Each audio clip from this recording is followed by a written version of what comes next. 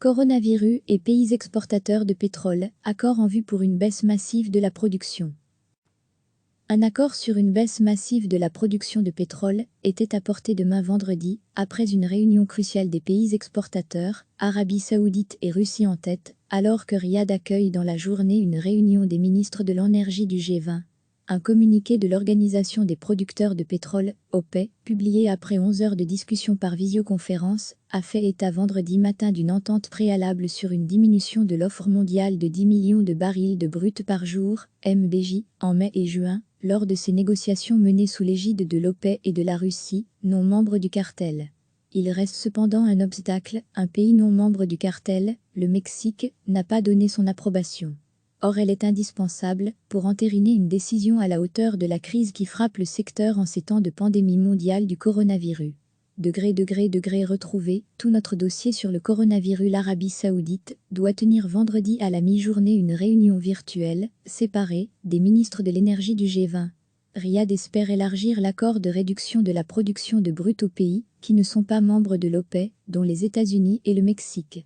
En raison du confinement de la moitié de la population mondiale, pour limiter la pandémie de Covid-19, du fort ralentissement des transports et de la baisse de la production industrielle, la demande de pétrole est en chute libre, alors même que l'offre mondiale était déjà en excédent.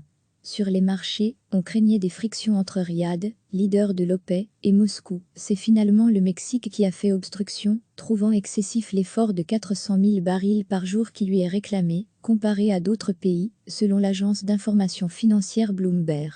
Le retrait de 10 millions de barils par jour en mai et juin, puis de 8 millions de juillet à décembre, serait pour l'essentiel supporté par l'Arabie Saoudite et la Russie, mais au moins une vingtaine d'autres pays devraient participer à l'effort, d'après la même source. La ministre mexicaine de l'énergie Rocío García a indiqué sur Twitter que son pays avait, lui, proposé une baisse de 100 000 barils. Ils sont proches d'un accord, nous saurons bientôt ce qu'il en est, a voulu rassurer Donald Trump lors d'un point de presse jeudi à Washington, après un échange avec son homologue russe Vladimir Poutine et le roi Salman d'Arabie Saoudite. Ils annonceront probablement quelque chose aujourd'hui jeudi ou demain vendredi, affirmait le président américain. Alors qu'il tournait encore autour de 60 $, il y a quelques mois, les cours du baril ont atteint en début de semaine dernière des niveaux plus vus depuis 2002. Le prix du baril selon le panier de l'OPEC est juste au-dessus de 21 $. Les 13 pays de l'OPEC et leurs 10 pays partenaires, avec lesquels ils forment l'alliance OPEC+, tentent donc de réagir. Pour organiser cette réunion extraordinaire, l'Arabie Saoudite et la Russie ont renoué le dialogue et mis fin à la guerre de prix et des parts de marché qu'ils avaient déclenchée après leur dernière conférence, le 6 mars à Vienne. Moscou, deuxième producteur mondial, avait alors claqué la porte de l'OPEC+. Et Riyad, premier exportateur, avait ouvert les vannes et bradé son pétrole à destination de l'Europe. Mais les deux pays ont ensuite été surpris par la rapidité de la propagation du virus qui a pénalisé la demande au moment où l'offre mondiale de brut est excédentaire. Même en cas d'accord, plusieurs analystes disent douter de la capacité des producteurs à soutenir les cours. Une réduction de 10 millions de barils par jour en mai et juin empêchera d'atteindre les limites de stockage et évitera au prix de tomber dans un abîme, mais elle ne permettra toujours pas de rétablir l'équilibre souhaité du marché, selon les analystes de Rystad Energy. Désireuse de forger la coalition la plus large possible, l'OPEC+ avait pour la première fois invité des pays producteurs de pétrole extérieur à son alliance. Le ministre russe de l'énergie Alexandre Novak a salué jeudi la présence de 9 pays supplémentaires, dont le Canada et la Norvège. Les États-Unis, quoique conviés, ne peuvent participer directement à ces discussions en raison de leur sévère réglementation antitrust interdisant ce type d'entente. Le pays, qui n'est pas non plus membre de l'alliance OPEC+, souhaite une réduction de l'offre pour stabiliser les prix et redonner de l'air à leur industrie de pétrole de schiste, en grande difficulté. Une nouvelle réunion de l'OPEC est programmée le 10 juin pour décider de mesures supplémentaires, autant qu'il sera nécessaire, pour équilibrer le marché. Recevez chaque matin l'essentiel de l'actualité. Un accord sur une baisse massive de la production de pétrole était apporté demain vendredi, après une réunion cruciale des pays exportateurs, Arabie Saoudite et Russie en tête, alors que Riyad accueille dans la journée une réunion des ministres de l'énergie du G20. Un communiqué de l'Organisation des producteurs de pétrole, OPEP, publié après 11 heures de discussion par visioconférence, a fait état vendredi matin d'une entente préalable sur une diminution de l'offre mondiale de 10 millions de barils de brut par jour, MBJ, en mai et juin, lors de ces négociations menées sous l'égide de l'OPEP et de la Russie, non membre du cartel. Il reste cependant un obstacle, un pays non membre du cartel, le Mexique, n'a pas donné son approbation. Or elle est indispensable pour entériner une décision à la hauteur de la crise qui frappe le secteur en ces temps de pandémie mondiale du coronavirus. Degré retrouvé, tout notre dossier sur le coronavirus. L'Arabie Saoudite doit tenir vendredi à la mi-journée une réunion virtuelle, séparée, des ministres de l'énergie du G20. Riyad espère élargir l'accord de réduction de la production de brut aux pays qui ne sont pas membres de l'OPEP, dont les États-Unis et le Mexique. En raison du confinement de la moitié de la population mondiale, pour limiter la pandémie de Covid-19, du fort ralentissement des transports et de la baisse de la production industrielle, la demande de pétrole est en chute libre, alors même que l'offre mondiale était déjà en excédent.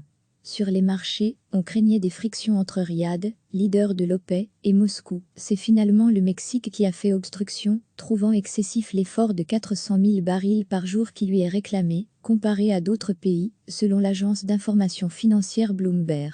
Le retrait de 10 millions de barils par jour en mai et juin, puis de 8 millions de juillet à décembre, serait pour l'essentiel supporté par l'Arabie Saoudite et la Russie, mais au moins une vingtaine d'autres pays devraient participer à l'effort, d'après la même source.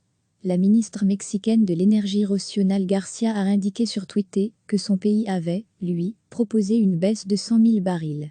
Ils sont proches d'un accord, nous saurons bientôt ce qu'il en est, a voulu rassurer Donald Trump lors d'un point de presse jeudi à Washington, après un échange avec son homologue russe Vladimir Poutine et le roi Salman d'Arabie Saoudite. Ils annonceront probablement quelque chose aujourd'hui jeudi ou demain vendredi, affirmait le président américain. Alors qu'il tournait encore autour de 60 $, il y a quelques mois, les cours du baril ont atteint en début de semaine dernière des niveaux plus vus depuis 2002. Le prix du baril selon le panier de l'OPEP est juste au-dessus de 21 $. Les 13 pays de l'OPEP et leurs 10 pays partenaires, avec lesquels ils forment l'alliance OPEP+, tentent donc de réagir. Pour organiser cette réunion extraordinaire, l'Arabie Saoudite et la Russie ont renoué le dialogue et mis fin à la guerre de prix et des parts de marché qu'ils avaient déclenchée après leur dernière conférence, le 6 mars à Vienne. Moscou, deuxième producteur mondial, avait alors claqué la porte de l'OPEP+. Et Riyad, premier exportateur, avait ouvert les vannes et bradé son pétrole à destination de l'Europe.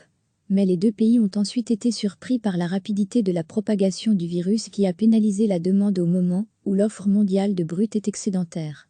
Même en cas d'accord, plusieurs analystes disent douter de la capacité des producteurs à soutenir les cours. Une réduction de 10 millions de barils par jour en mai et juin empêchera d'atteindre les limites de stockage et évitera au prix de tomber dans un abîme, mais elle ne permettra toujours pas de rétablir l'équilibre souhaité du marché, selon les analystes de Rystad Energy. Désireuse de forger la coalition la plus large possible, l'OPEP+ avait pour la première fois invité des pays producteurs de pétrole extérieur à son alliance. Le ministre russe de l'énergie Alexandre Novak a salué jeudi la présence de 9 pays supplémentaires, dont le Canada et la Norvège. Les États-Unis, quoique conviés, ne peuvent participer directement à ces discussions en raison de leur sévère réglementation antitrust interdisant ce type d'entente. Le pays, qui n'est pas non plus membre de l'alliance OPEP+, souhaite une réduction de l'offre pour stabiliser les prix et redonner de l'air à leur industrie de pétrole de schiste, en grande difficulté. Une nouvelle réunion de l'OPEP est programmée le 10 juin pour décider de mesures supplémentaires, autant qu'il sera nécessaire, pour équilibrer le marché. Cliquez sur s'abonner pour recevoir les dernières nouvelles.